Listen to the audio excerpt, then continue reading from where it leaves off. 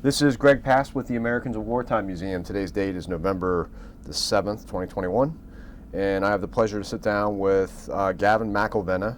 Did I say it right? You got it right. Nailed it. Perfect. All right. And we're at Arlington National Cemetery. Thanks for spending some time with us today. Absolutely. Yeah. So, Gavin, give me your full name. Tell us where you were born.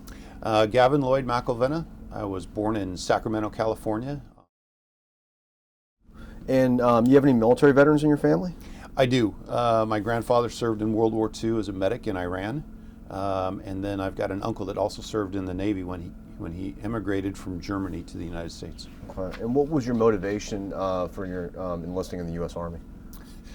My motivation was, I was in college, and I'd just come out of high school where, of course, they tell you what you're supposed to learn and classes you're supposed to take. So I get to college, and I get the same thing.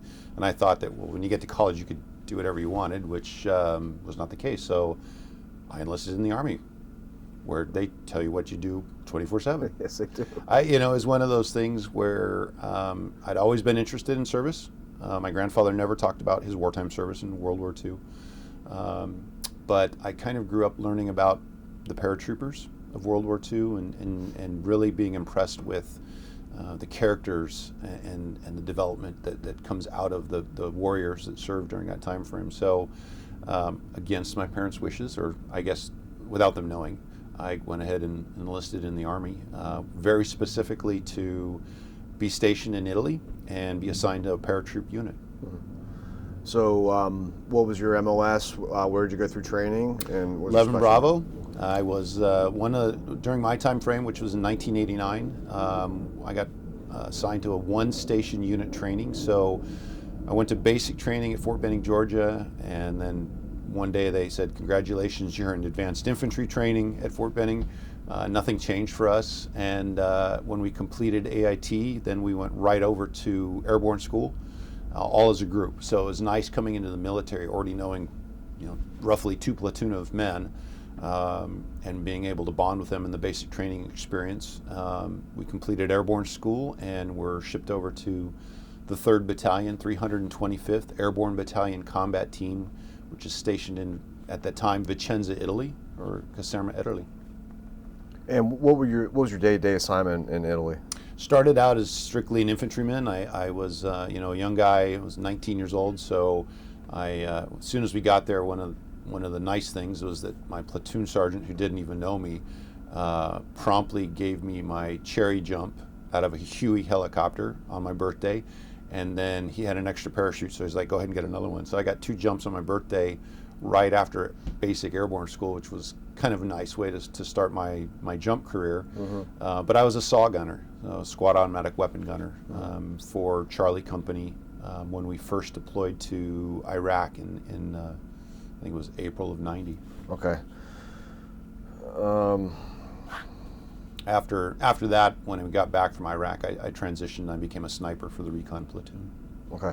So let's go back. So you're talking about Desert Storm at this point?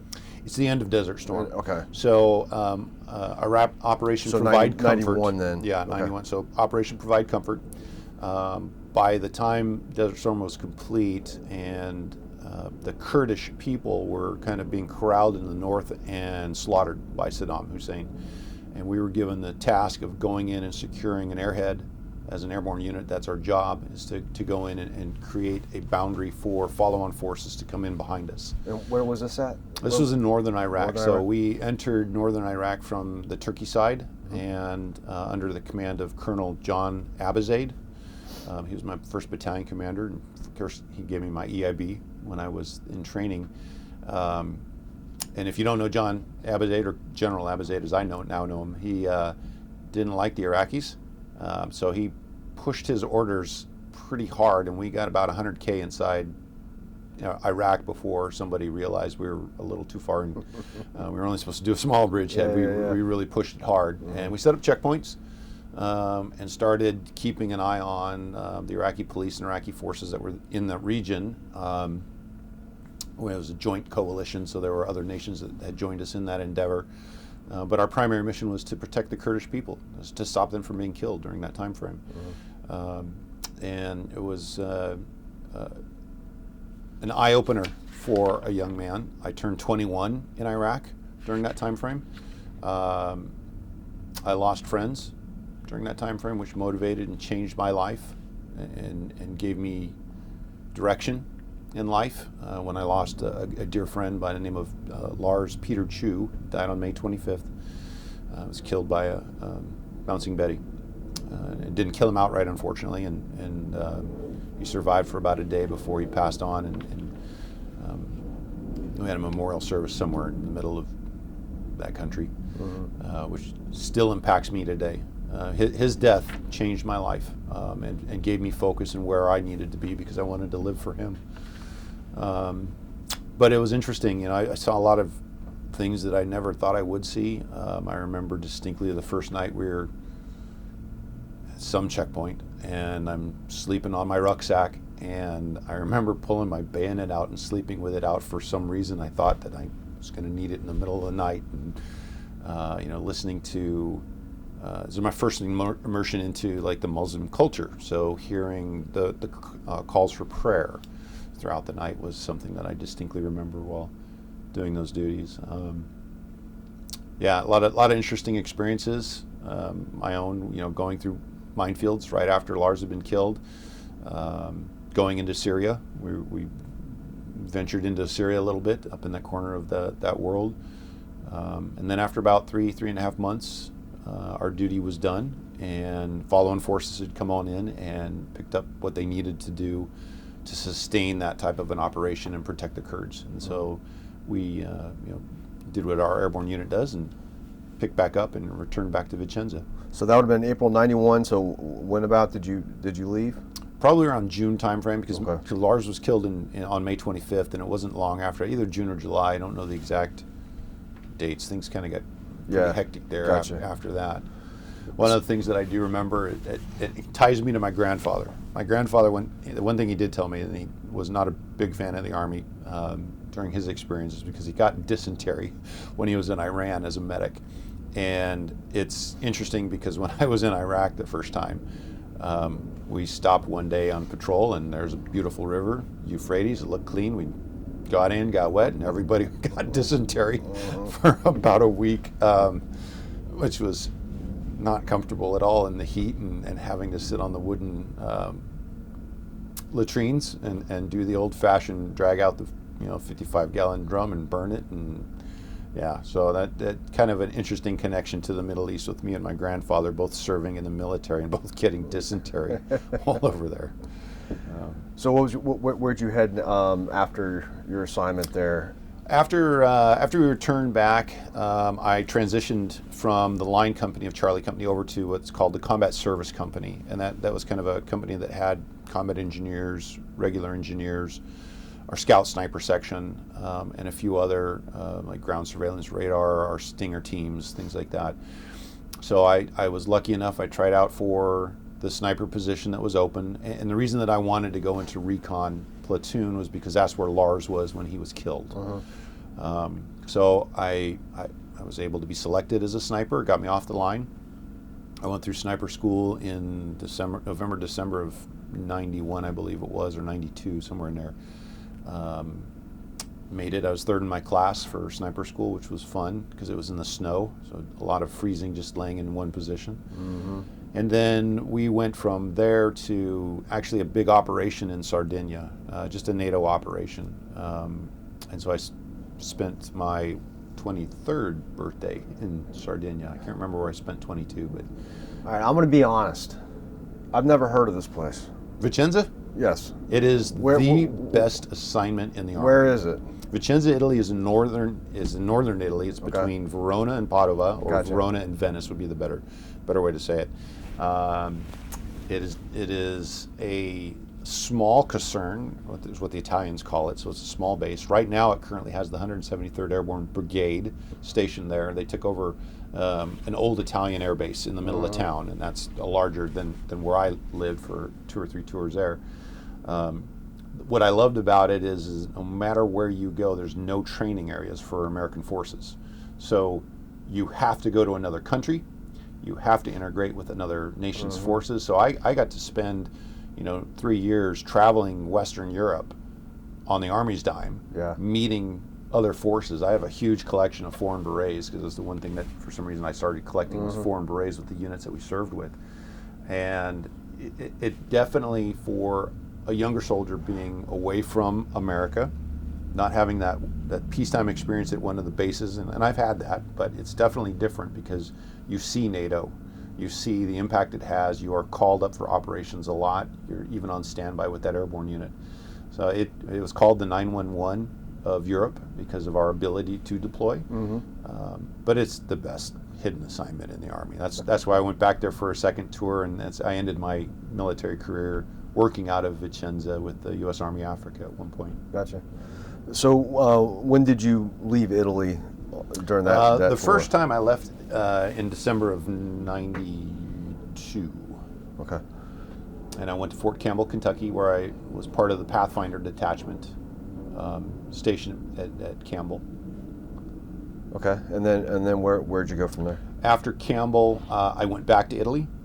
So the 3rd Battalion, 325th, was still assigned to Vicenza at that time. And as soon as I got back, we got deployed within a couple weeks. So this is August, later in that time frame, we got deployed to Bosnia for the Dayton Peace Accords. So thankfully, it's a short flight from Vicenza, Italy, over to Bosnia, and we went to Tuzla Air Base in December of '95. What kind of work were you doing there? Base security and, again, checkpoints. So right off the bat, we landed at Tuzla in the middle of the night and had to start digging foxholes in frozen ground around the airbase to build it up so follow-on forces again could come in. Most of the people remember when American armor came into Bosnia in early '96. They didn't realize that the airborne unit was already in place, been on ground. We spent, I don't know, maybe 2-3 weeks in and around Tuzla Air Base. So doing security patrols there, inside the wire, outside of the wire.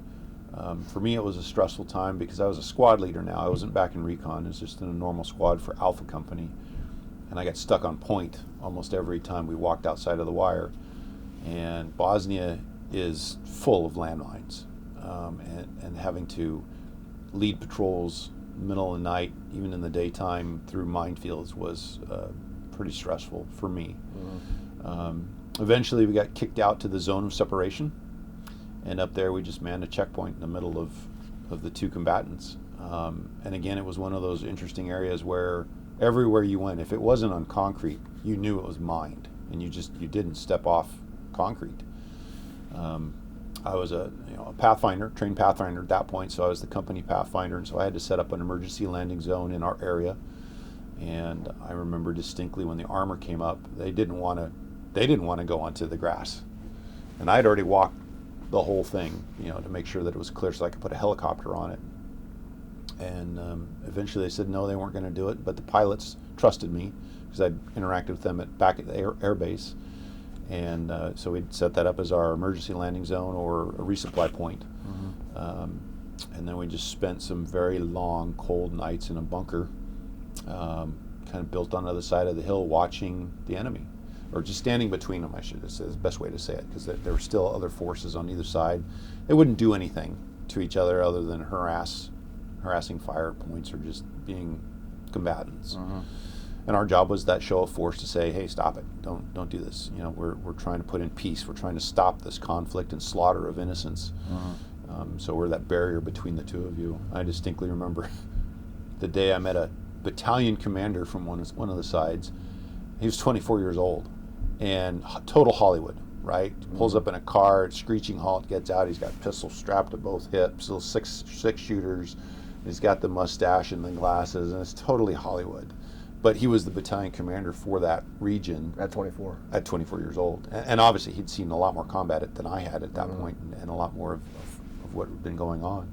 But it was interesting to go through that because I remember my commander looking at me going, if they offer you cigarettes, you got to smoke them because we're putting on that good face and pals and all that kind of stuff. And sure enough, I'm not a smoker, never have been. And he offered a cigarette, and it was the most foul, disgusting, unfiltered, I don't know what it was we were smoking, but that was part of the ritual to meet them, to drink tea, to smoke, and so that was one of those memories that sticks with you after so many years. Our bunker was we had a tent where we all slept as a platoon, and it was on this angle. So if you're down on the bottom portion, you were next up for guard. So you get up, you go do your guard, and you come to the back. And just by the nature of gravity, by the end of the night, you'd already rolled back down into position. So the next person would just come and get you and take you out to the bunkers, the HESCO bunkers that you had to watch in. But bitterly cold. I remember the day that we left was the first time, at least we were told at the time, it was the first time that American and Russian forces had swapped out a position since World War II.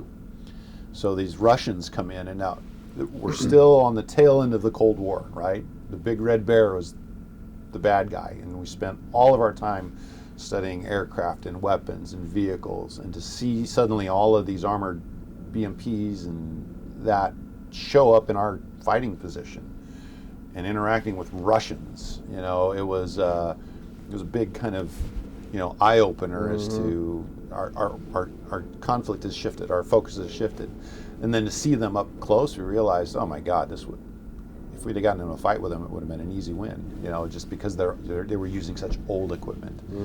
And I remember, because it was frozen, snowy there, they were sliding all over the road as they were coming up, and even in their tanks. And we realized, God, we're in a horrible spot if the Russians can't drive in the snow. Yeah. And it was this really weird kind of standoffish, you know, I know you used to be my enemy, Yeah. and same back, and they kind of reluctantly showed us the vehicles, nothing inside, of course, no communications or anything, but they showed us the vehicles, we showed them our weapons, and then we packed up and, you know, went back to Tuzla. It was really weird. So what's your next deployment? After that, we actually returned to the region. Not long after we got back, part of our battalion was sent to Liberia for an evacuation for non-combatants there. And at the same time, my company got shifted back to Hungary to train up forces that were going to go into Bosnia. So we did it. And in the middle of our training session, I think we were only there a week and a half, Secretary Brown, his airplane collided with a mountain. So he was the Secretary of Education. So he crashed into a mountain, and that shifted us from training other forces to having to now go secure the crash site and recover remains. And then almost immediately after that, they just pulled us back because there were other little flare-ups going in and around the Middle East that our battalion had to be in a more of a ready posture than in a training role. Back to Italy? So we got pulled back to Italy. Okay. And then where were you off to after that? After that, well, while I was in Italy, I ran into two guards who used to be at the Tomb of the Unknown Soldier here in Arlington National Cemetery. And while I was helping them through Jump Master School, they talked to me about the tomb, and they said, you need to think about coming off of airborne status and going to the regiment to try out for the Tomb of the Unknown Soldier. So reluctantly I did, and I made it here to the regiment in August of '97. And about three and a half weeks later, I was able to volunteer and try out for the Tomb of the Unknown Soldier. Okay, so keeping in mind, some people that might watch this, they don't know the history of the tomb and the important role that the old guard performs here. Briefly, can you give us an overview? Certainly. On how all that works and how you end up playing a role with the old guard? Well, the 3rd U.S. Infantry, or 3rd United States Infantry Regiment, which is the old guard, is the oldest infantry regiment in the Army. In April 6, 1948, they were assigned to the Military District of Washington and given the task of being the escort to the President for the Army, as well as the defense of Washington, D.C., and then they also perform all of the ceremonies and burials in Arlington when it comes to the Army. The regiment itself has many specialty platoons within it. You've got the line companies that do most of the burials in Arlington National Cemetery. Then you have the caisson platoon, which has the horses. You've got the U.S. Army drill team that does a special function. You have the Continental Color Guard that does a special function. They're the colors, they carry the colors. You have the Fife and Drum Corps, which are the musicians that are assigned to the regiment. And then you also have the Tomb of the Unknown Soldier platoon. And each one of those has a specific mission. Obviously, the Tomb of the Unknown Soldier platoon, our job is to protect the Tomb of the Unknown Soldier from desecration and disrespect. and part of that duty, I was a relief commander for the 1st Relief during 1997 through 98, and that's the same time that the Vietnam unknown soldier was disinterred and identified as Captain Michael Blase of the U.S. Air Force, which, learning his history, having stood the watch over his grave, the connection between myself and the Vietnam unknown soldier takes a different turn, because the day that he was shot down was May 11th, 1972. So on my 2nd birthday, he was killed. And then here we are, years later, I'm having the honor to be able to stand the watch over the Vietnam unknown soldier, and then was later identified as Captain Blase. So I was never in the old guard, but I know enough to know that you don't just throw in an application and show up the next day and then you're marching in front of the tomb. Right. So tell us about how competitive a process it is and the training that goes in to becoming somebody who has the honor to work here at Arlington National Cemetery. Well, just to get into the regiment as a non-commissioned officer, I had to apply to the regimental sergeant major. He had to look at my record, make sure that I didn't have anything bad on it, look at my physical fitness. I had to send in a picture, a full-born Army picture and all that. And then he made the selection of whether or not I was what he wanted in the regiment. For the younger soldiers, they're usually picked out of basic training based on their height and their performance at basic training. And then they get put into a company that fits what they need to have. For the tomb, about 90% of the people that go and apply to become a tomb guard or go through the training process, I should say, they don't make it. And it's not saying that they're bad soldiers in any way, shape, or form. They're not. They're good soldiers. They just don't rise to the standards that the tomb guards are looking for. And it's a very strict training process of learning how to put your uniform together in a very meticulous manner. Learning about the history of Arlington, the regiment, the Tomb of the Unknown Soldier, and about, at my time when I was here, about 200 different graves within the cemetery. And then learning your job, because Tomb of the Unknown Soldier was at first directed by Congress to be formed in 1926, because there were civilian guards that had been here since November of 25. But in March of 26, tomb guards were ordered to stand the watch during the daytime. And it was going through Congress, the legislation was going through Congress to make it happen, when the Secretary of War just decided, I'm gonna order this platoon into existence, and this is their job. So since March 25th, 1926, tomb guards have been in place in Arlington and standing the watch over the unknown soldier. It wasn't until July 2nd, 1937, that the 24-hour watch came into effect. And as I've gone through the history, I've found that almost immediately, within a month, the guards that were assigned in 1926 were telling their higher-ups, no, this needs to be a 24-hour guard. And it obviously took a little bit of time for the Army to buy off on that. But since 37, we've stood the 24-hour watch. So a lot of the things that I learned as a tomb guard, I can speak to tomb guards that were serving in 1950 and 1960, and it's the same. Their training process may be just a touch different, but the outcome is the same. You have a regimented soldier, male or female, doesn't matter the MOS. If they're assigned to the regiment, they can go down there. That soldier renders continual honors at the Tomb of the Unknown Soldier. We make sure that people remember service and sacrifice by standing the watch. Visitors from other countries are able to come and see this government's commitment to its soldiers. It's going to stand a platoon of people to watch over them eternally. The veterans that come up there, they see that we are keeping an eye on the veterans that have died and are unnamed and unidentified. And we render those 21 honors 24/7. And as a young soldier, you take that away. I was lucky, and I hate to say that I was lucky to have lost friends in combat, but I picked it up a lot quicker, the why behind why we did the job. It wasn't just an active duty guard post that's governed by Army regulations, which it is. It's an active post.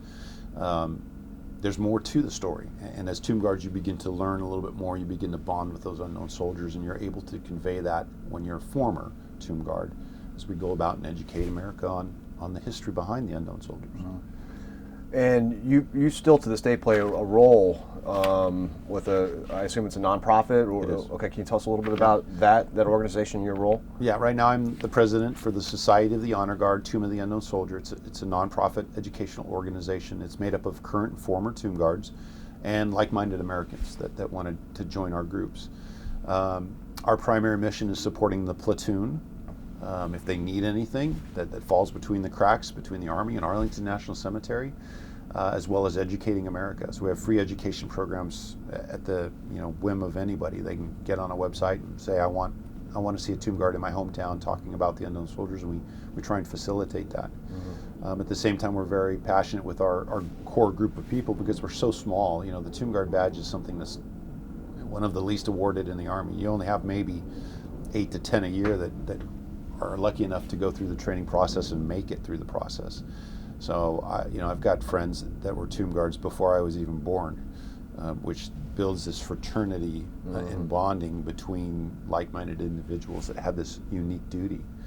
And then every couple of years we hold reunions. Right now the primary mission for the society and for about the past 5 years has been the centennial of the Tomb of the Unknown Soldier, because November 11th, 2021 is 100 years to the day when the unknown soldier was buried in Arlington.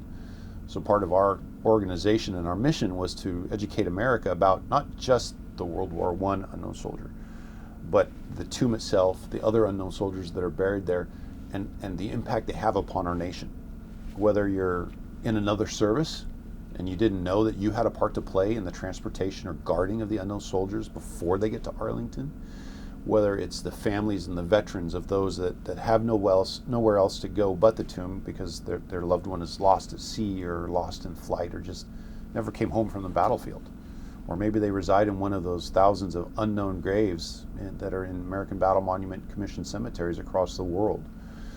So we drew those in. We draw, the USS Olympia that carried the unknown soldier home is still around. It's up in Philadelphia at the Independence Seaport Museum. So getting people to go stand at the spot where the unknown soldier was strapped or lashed to the outside of the ship for this journey from France to America is really important. So that's some of the things we've done. We've set up ceremonies to mark 100th anniversary of some key events in the history of the World War I unknown soldier. We've also done things with the United States Navy to commemorate the 1958 burial at sea of the unknown candidate that wasn't selected for World War II. Which most people don't know about. So that's been our big push. Obviously this week being the week leading up to November 11th, 2021 is a big week. So we've got a lot of free things going on to educate, talk about these histories and bring in our partners that have been very helpful in telling the story. That's, when people think of the unknown soldier, they think of Arlington. It is the heart of the cemetery. I consider it, and people have said this before, it's the soul of America. And there's more to the story, though, than just the unknown soldiers that are buried in Arlington. There's a lot more connection to the communities where that unknown soldier may have come from. And it's important to be able to recognize all of the different tentacles that come out of the Tomb of the Unknown Soldier and why it continues to be so relevant today as compared to other memorials that have lost their relevancy. It is still a focal point for Gold Star mothers. It's still a focal point for veterans like ourselves that may have lost friends in battle or just served our nation in uniform. And it's certainly a focal point for Americans to see that again, that commitment, the service and sacrifice, and how we should honor that and remember that. You guys have a webpage? www.tombguard, TOMBGUARD.org, all one word. Gotcha. And from there, history, centennial, and you can even learn about some of the tomb guards that served. Gotcha. All right, so you're assigned here in Arlington, and then where do you go after your assignment here? After my assignment here, I got out of active duty and I went to the Oregon Army National Guard. I'm sorry, what year did you ETS? I ETS from the active service in October of 2000. 2000, okay. Yeah. Gotcha. Went and became an Oregon State Trooper. Was my primary employment, but then I also continued serving because I didn't want to give it up, and I got into the Oregon Army National Guard. And I spent the remainder of my career through 2012 in the Guard, assigned to some various units, and I found that after 9/11, got deployed a lot. as a guardsman. So I was deployed, I think the first time was, luckily enough, in my state for Operation Noble Eagle, where the Army was supporting the Air Force with base security. I was back up Sure. a bit. So ETS in 2000 from active duty, and then a year later... No, right into the Guard. Well, I'm saying a year later, 9/11 happens. That's true. So do you remember where you were when you heard about the attacks? And then you have a unique role. I mean, you're wearing a couple hats. You're a police officer, so you have obviously a vested interest in the attacks. And then you also have your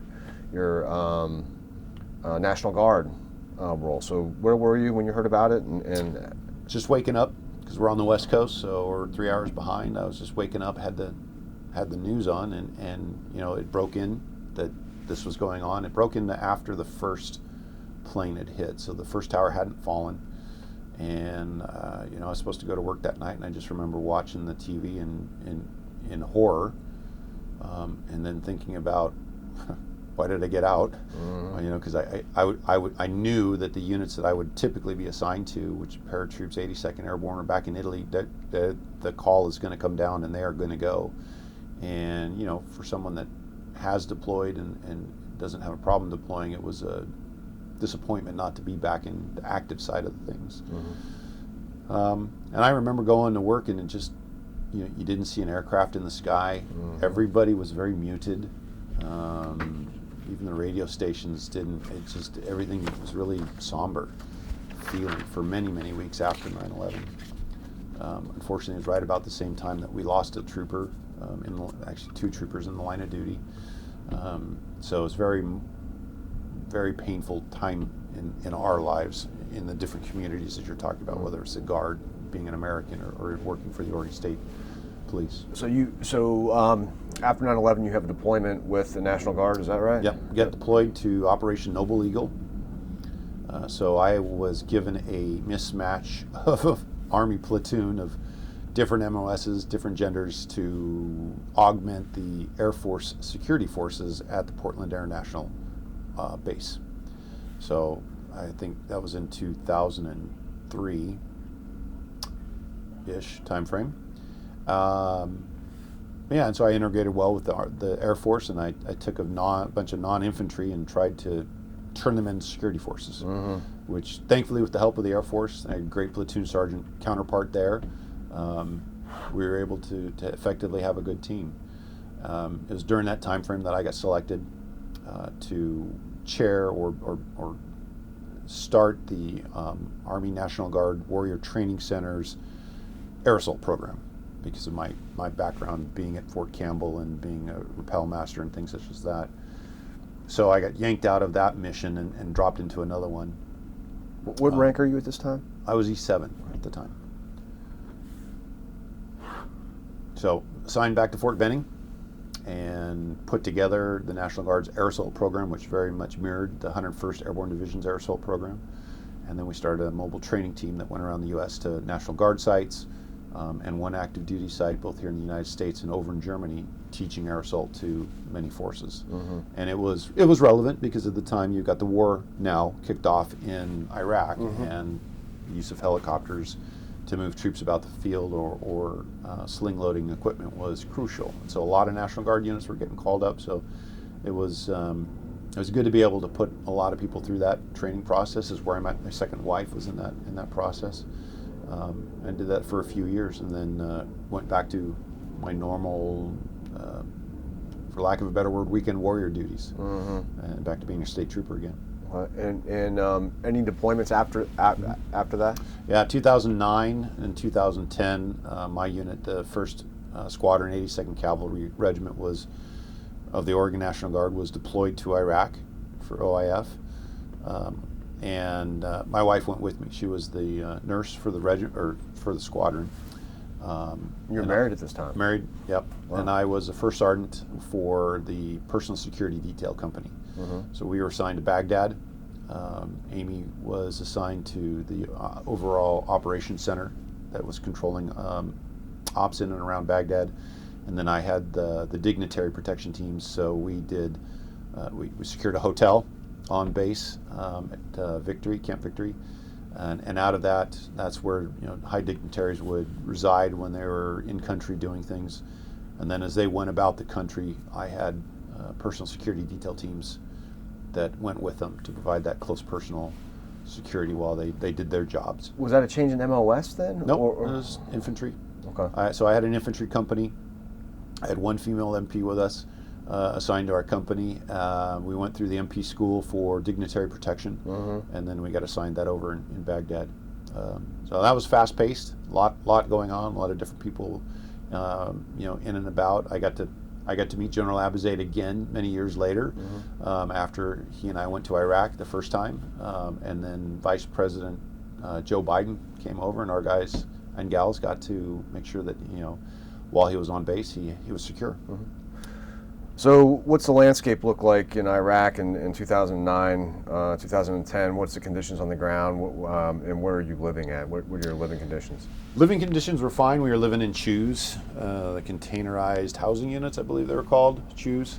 Like a Connex type? Yeah, the Connex types. I got lucky in my assignment there for the PSD section. We were separated from our squadron, so while Amy was with the rest of the squadron living in the CHU farms, I got lucky enough and had a small place all to myself over by our hotel that the Aussies had built up, and then it was kind of tucked away and nobody knew about, and so they gave it to us, which was nice, so I could just walk down the road to my talk and our operations center. For the most part, it was relatively calm. We did lose soldiers to EF&P attacks not long after we arrived. I had one of our teams, EF&P?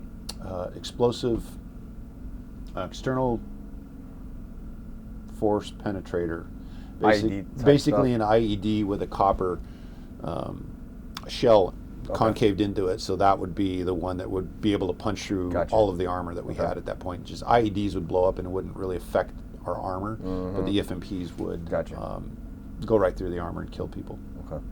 So we lost two to that attack. I had a squad of guys as they were moving about take some small arms fire when they were doing dignitary protection, but we moved pretty fast as compared to the rest of the squadron. They got stuck in convoy duties, escorting convoys, so at 25 miles an hour, that's a big target. We had up-armored Suburbans where we could easily move 50, 60 miles an hour down the road. But we knew that if we actually got caught in an IED, we're dead. There's no protection from it, moving as fast as we could.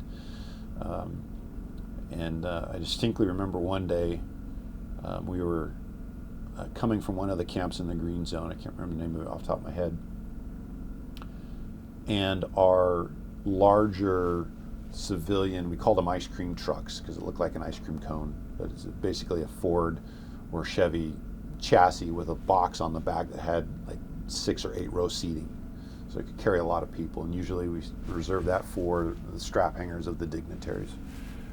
And that day, for whatever reason, the engine gives out, and so we offloaded everybody, and I kicked the driver out, and so myself and a staff sergeant jump in it to limp it back to base.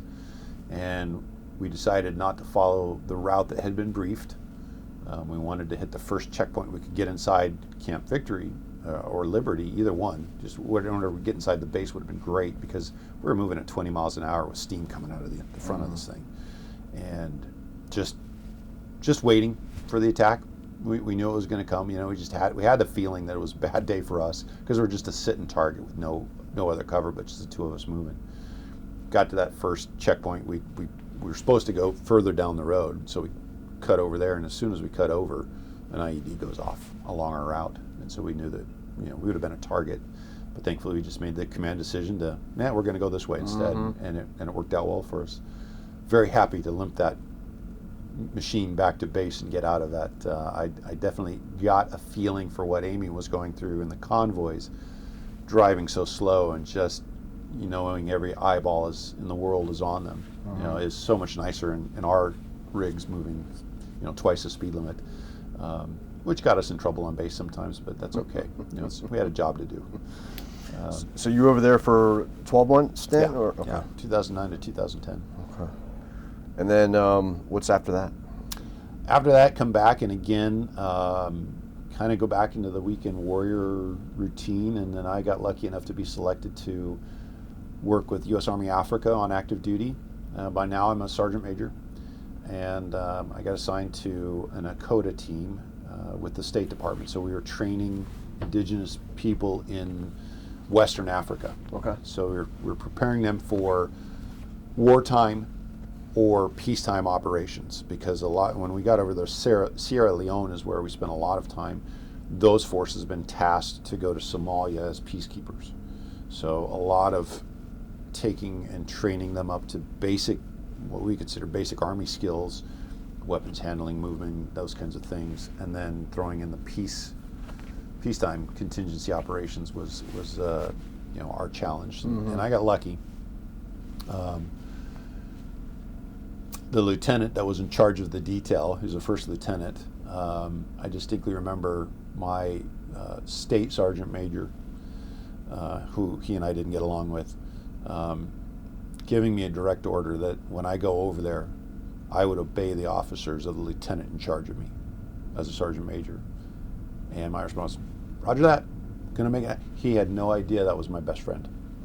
So Lieutenant Salvador Bezurro was a young E4 with me in the Pathfinder Company at the 101st, and we've been friends ever since.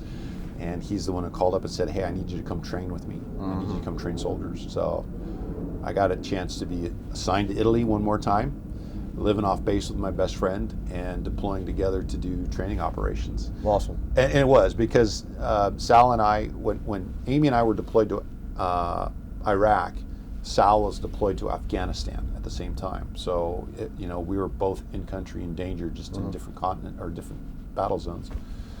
So to be able to work with him in Western Africa and train indigenous forces, and as a sergeant major, the further up you go in the rank system, the further you're removed from soldiers. And again, to be able to teach a soldier individual movement techniques and how to clear a weapon, I mean, the basics was a lot of fun for me. Again, I enjoy teaching, so that was fun to get back to that, even though it was a challenge. Training people that don't speak English, and definitely doing a different style of military than ours. And that's where I ended my career. I retired out of there and hung up 2012, the is that what I heard you say? Yeah, right? 2012. About what November time frame? October 31st, 2012. Gotcha. Yeah. My wife continued to serve. She served for 33 years. Wow. She wanted to continue to serve, which was great. But I just kind of didn't like the politics of being a sergeant major at that point. And my job with the Oregon State Police was definitely keeping me more than engaged with things. So yeah, I miss it. I miss it every day. I miss working with the soldiers. I value being a veteran. I really think it's important for our young men and women to serve our nation, to give so that others can live a peaceful life, even if it's a 2-year stint or a 30-year stint. That's something that needs to happen. And I'm glad I made the decision to piss off my parents and join the military when I was 19. And even though I went through a lot of different things that changed my life and brought a lot of sorrow and sadness, there's a lot of joy involved in the job as well. So in wrapping up, you mentioned 19 years old. If you had a 19-year-old kid come up to you today, you're at a speaking engagement today, and some kids in there listening and say, hey, pulls you aside, hey, I'm thinking about enlisting in the U.S. Army. What advice would you give to him on how to be successful in the United States Army? Well, I think as a young man, I was looking for the excitement, the deployment, the action. And you can certainly get that in the military, and you can certainly get directed to the right units, regardless of your service that you choose.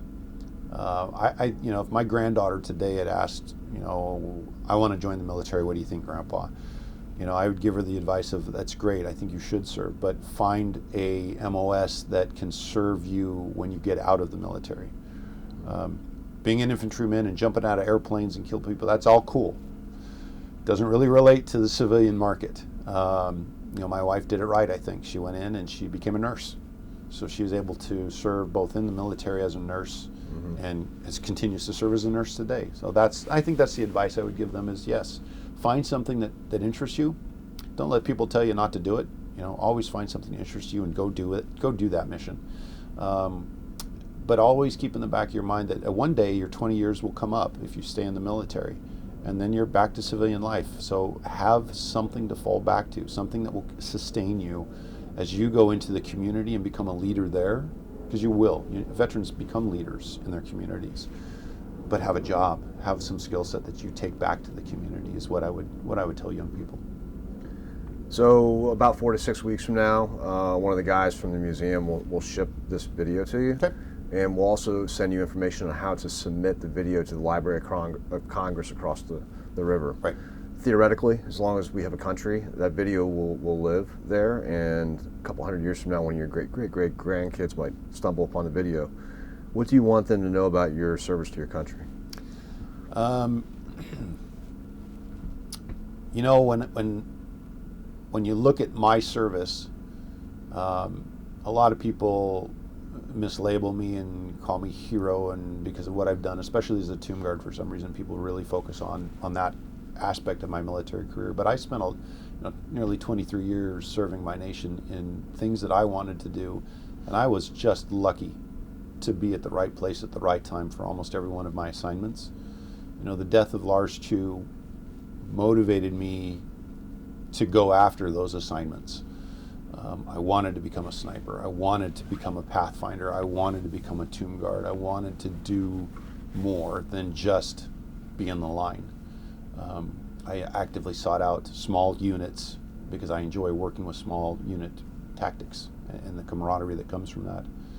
I think that I've served my nation well, and I hope my descendants were able to see that and understand that it's an important part of being an American, is to at some time set aside your personal liberties and don the uniform of your nation and serve others. And I hope that they find that I did that in an honorable fashion. Well said. Gavin, I can't thank you enough for your service and spending time in here with Thank you.